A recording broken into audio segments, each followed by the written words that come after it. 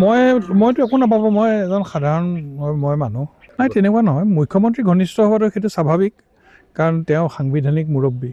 গতিকে তিতাবৰৰ মই যদি মুখ্যমন্ত্ৰীৰ ওচৰলৈ গৈছোঁ, মই কাৰ কাৰণে গৈছোঁ? মই তিতাবৰৰ ৰাইজৰ কাৰণে গৈছোঁ, তিতাবৰ জনগণৰ কাৰণে গৈছোঁ।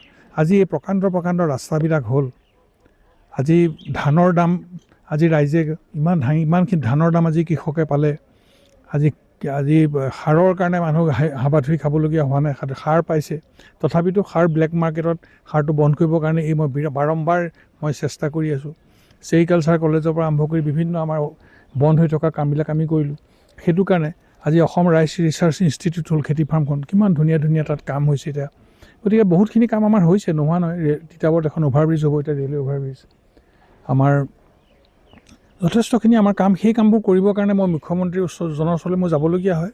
আৰু সেইটো যোৱাটো মোক দলীয় হাইকমাণ্ডে কোনোদিন বাধা দিয়া নাই। মোক যেতিয়া আমাৰ দলীয় সভাপতি বা আমাৰ যিটো আমাৰ LOP leader of opposition Debabrata Saikia, সদায় তেখেতে কৈছে যে বৰুৱা আপুনি গভৰ্ণমেণ্ট মিটিং আপুনি যাব পাৰে, মুখ্যমন্ত্ৰীৰ ওচৰলৈ আপুনি যাব পাৰে। কিন্তু তিতাবৰৰ ৰাইজৰ কাৰণে গৈছোঁ। তিতাবৰৰ ৰাইজে মোক উন্নয়নৰ কাৰণে পঠাইছে, যে এই মানুহজনক পঠালে আমাৰ উন্নয়ন হ'ব। সেইকাৰণে মই উন্নয়নৰ কাৰণে গৈছোঁ। গতিকে সেইটোৰ কাৰণে মই দলীয় ৰোষত পৰিম তেনেকুৱাতো কথা নাই।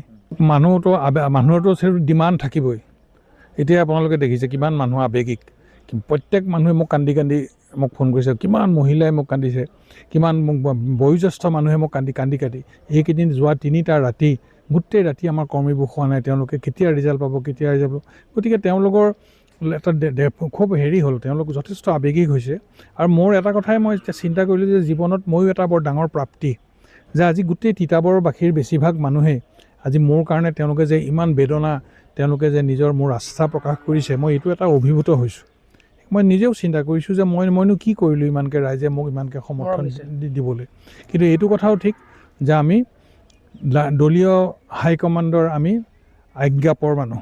গতিকে আমি কংগ্ৰেছ দলটোত আমি ডিচিপ্লিন আমি মেইনটেইন কৰিব লাগিব, ডিচিপ্লিন আমি ৰাখিবই লাগিব। কংগ্ৰেছৰ নহ'লে দল কেনেকৈ থাকিব? কাৰণ এই বিপদৰ সময়ত আমি সকলোৱে একগোট হৈ থাকিব লাগিব। আৰু কৰ্মীয়ে ৰাইজে বিচাৰিবই। কাৰণ তিতাবৰত মই জন্ম লৈছোঁ, আৰু বিগত 40টা বছৰত আপোনালোকে জানে মই কেনেকৈ ধৰণে প্ৰত্যেকখিনি মানুহৰ লগত মই এটা অতি সুন্দৰ সময় মই অতিবাহিত কৰিছোঁ। গতিকে এইবিলাক আৰু স্বাভাৱিক কথা। আপুনি বিচৰা বাতৰি পাব কেৱল নিউজ 18 এপত। নিউজ 18 এপ ডাউনলোড কৰিবলৈ স্কেন কৰক এই QR কোড। গুগল প্লে ষ্টৰতো পাব এই নিউজ 18 এপ।